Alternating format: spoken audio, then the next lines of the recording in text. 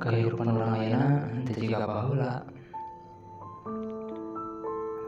urang keur leutik mah cita-cita teh hayang jadi supir mobil, tapi urang geus gawe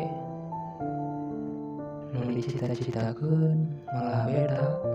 Henteu jiga cita-cita urang keur leutik baheula, malahan urang ayeuna jadi supir bangunan.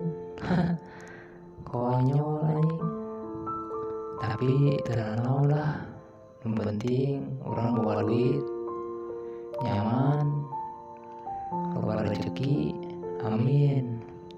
Walaupun ayeuna urang jauh jeung keluarga, jeung anak pamajikan, tapi urang lah tetep bahagia. Nu penting urang bisa nyokolakeun budak, mere ka pamajikan.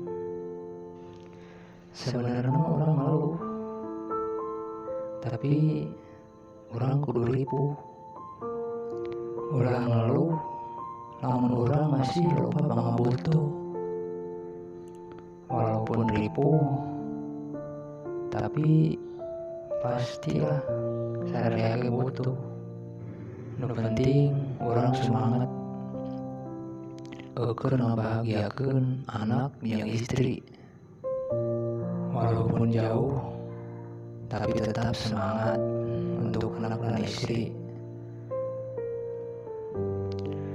Bagi pencari rupiah, jangan ngeluh.